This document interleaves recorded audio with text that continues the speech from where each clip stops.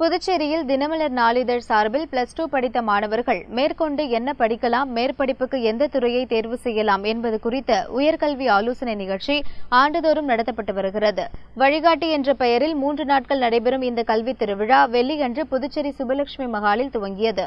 தினமலர் வழிகாட்டி கல்வி திருவிழாவில் பங்கேற்ற கல்வி ஆலோசகர் ஜெயபிரகாஷ் காந்தி கூறுகையில், இன்று தமிழ்நாட்டில் 20 பொறியியல் கல்லூரிகள் மூடுவதற்கான உத்தரவுகள் எதிர்பார்த்து கொண்டிருக்கிறாங்க. அஃபிஷியலாக அன்அஃபிஷியலாக இந்த நியூஸ் வந்திருக்கு.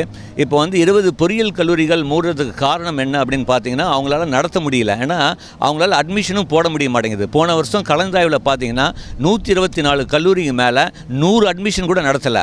ஒரு கல்லூரியில் ஒரு 400-500 இன்டேக் இருக்கும்போது வெறும் 50 பேர் 60 பேர் படித்தா கண்டிப்பாக ஒரு கல்லூரி நடத்த முடியாது. அவங்களால இன்வெஸ்ட் பண்ண முடியாது. இன்றைக்கி ஏன் பொறியியல் கல்லூரியில் மாணவர்களுக்கு வேலை கிடைக்க மாட்டேங்குதுன்னா, வெறும் சிலபஸை மட்டும் படிக்கிறான். எந்த கல்லூரி சிலபஸை தாண்டி சொல்லி தராங்களோ அவங்க தான் ஜெயிக்க முடியும். ஒரு கல்லூரியை சிலபஸை தாண்டி சொல்லணும்னா centre of excellence, advance learning centre, இதுக்கெல்லாம் இன்வெஸ்ட் பண்ண வேண்டியதாக இருக்குது. அந்த அளவுக்கு அவங்களுக்கு ரெவென்யூ கிடையாது, இன்புட் கிடையாது. திரும்பி இன்வெஸ்ட் பண்ணவும் முடிய மாட்டேங்குது மேனேஜ்மெண்ட்னால. ஸோ அவங்களால நடத்தவும் முடியல, மூடவும் முடியல. ஏன்னா சில காரணங்கள் இப்போ ஏஐசிடி ஸ்ட்ரிக்ட் ரெகுலேஷனால அவங்களால இமீடியட்டாக க்ளோஸும் பண்ண முடியாது. ஏன்னா முன்னாடி படிக்கிற மாணவர்களுக்கு பாதிப்பு ஏற்படுவாங்க. இப்போ ஒரு கல்லூரியில் இப்போ சடனாக க்ளோஸ் பண்ணிங்கன்னா 2வது 3வது வருஷம் படிக்கிற பாதிப்பு. இதெல்லாம் கருத்தில் கொண்டு தான் அவங்க கம்ப்ளீட்டாக மூடுறதுக்கு வாய்ப்புகள் குறைவு.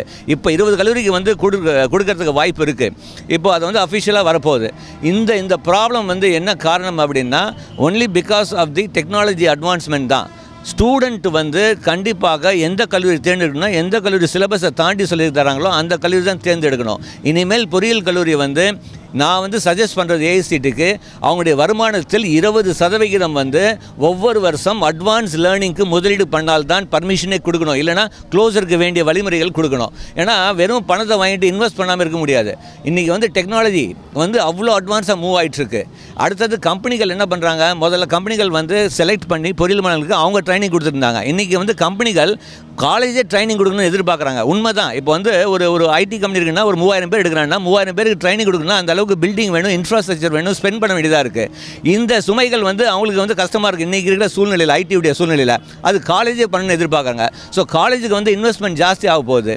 ஸோ இதெல்லாம் மனசில் வச்சுட்டு மாணவர்கள் ஒரு நல்ல கல்லூரியை தேர்ந்தெடுக்கணும்னா சிலபஸை தாண்டி centre of excellence, research centre, industry interaction, இந்த மாதிரி ஒரு கல்லூரி தேர்ந்தெடுத்தால் தான் முடியும். இல்லைனா அந்த கல்லூரி ஆட்டோமேட்டிக்காக ஸ்லோவாக அதே மூடுறதுக்கு வாய்ப்புகள் நிறையா இருக்குது.